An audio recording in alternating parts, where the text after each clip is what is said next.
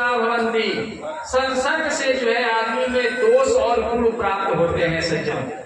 इसीलिए धर्मशास्त्र बताते हैं कि आदमी को अच्छे लोगों से 4 चीजें अगर आदमी याद रखे पथ पर चलेगा। ये 4 चीजें क्या हैं?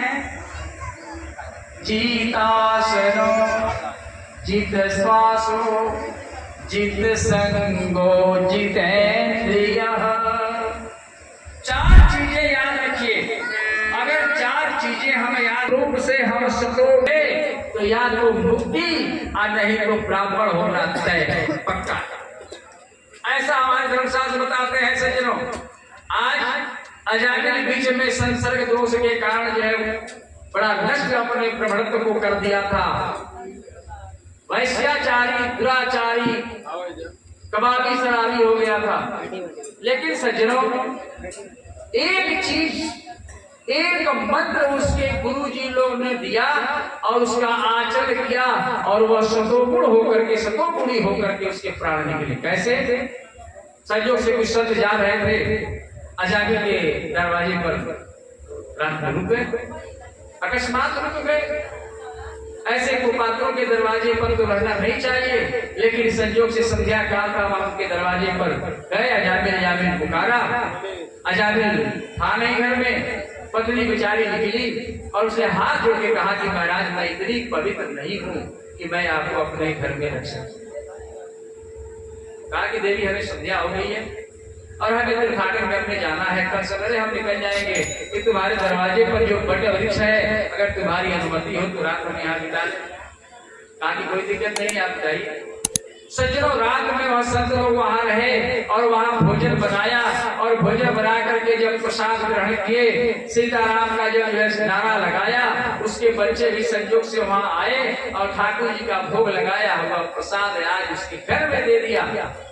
एक दिन जो है भोजन उसके बच्चों ने, उसके पत्नी ने संतों का अवशिष्ट जो यानी ब्राह्मण का जूठा जिसको कहते हैं, ब्राह्मणों उच्छिष्ट। अब ब्राह्मणों उच्छिष्ट का मतलब थोड़ा समझा दें आप। ब्राह्मणों उच्छिष्ट का मतलब यह नहीं होता कि ब्राह्मण जिसने खाया हो। संजीव बाबू वगैरह जो चेला बने हैं इनको समझाया हो, शायद इनको याद है कि नहीं। कई बार पुराने जमाने के लोग ये चेला बनते थे और बनाते थे। तो पंडित जी के पास, गुरु जी के पास कुछ दही चूड़ा या जो भी भोजन सामने रखा जाता था, अब महाराज जी लोग उसी में से खा लेते थे, बाकी जो छोड़ते थे वो जजमान चेला लोग खाते। नहीं, ऐसा नहीं करना है। इसको ब्राह्मणोच्छिष्ट नहीं कहते। ब्राह्मणोच्छिष्ट का मतलब ये है ब्राह्मण का जूठा, इसका आप सीधे सीधे आदमी उसमें से खाया हो और वह छोड़ दिया हो, ये जूठा नहीं है। ये तो खाना महापाप है। धर्मशास्त्र बताते हैं पर्युष्ट भिष्टानम न भोजे, जूठा भोजन नहीं करना चाहिए। शास्त्र मना करता है, किसी को नहीं करना चाहिए, किसी का जूठा नहीं करना चाहिए। तो फिर अब ब्राह्मणोच्छिष्ट शब्द क्यों आ गया?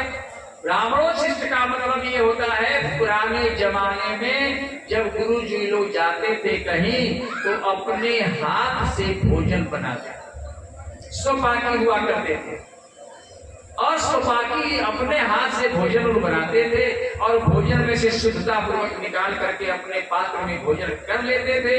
जो बटलोही में बच जाता था वह जो है चेला लोगों को दे दिया जाता था कि आप लोग इसको खाइए। इसको ब्राह्मणोच्छिष्ट कहते हैं। ब्राह्मणोच्छिष्ट का दूसरा अर्थ एक और है, कोई भी यज्ञ हो, श्राद्ध में तो नेसेसरी है, पहले कोई खाएगा ही नहीं, लेकिन आजकल अन्य यज्ञ में लोग अपने जाति के ही लोग बैठ जाते हैं, नहीं खिलाइए। अगर धर्मशास्त्र को मानते हैं तो किसी भी यज्ञ में, इसमें तो कोई खाने का प्रश्न नहीं है। पंडित जी जब नहीं खाएंगे हर तक तो कोई किसी की हिम्मत नहीं है कि वह खा ले। लेकिन विवाह में गड़बड़ा गया है, तिलक में गड़बड़ा गया है, सुधारिए इसको।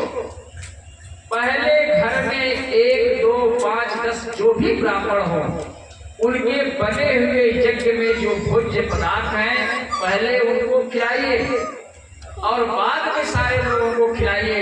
इसी को कहते हैं ब्राह्मणोच्छिष्ट। यानी ब्राह्मण जब खा ले उसके बाद अन्य लोग खाएं तो उसको ब्राह्मणोच्छिष्ट कहते हैं।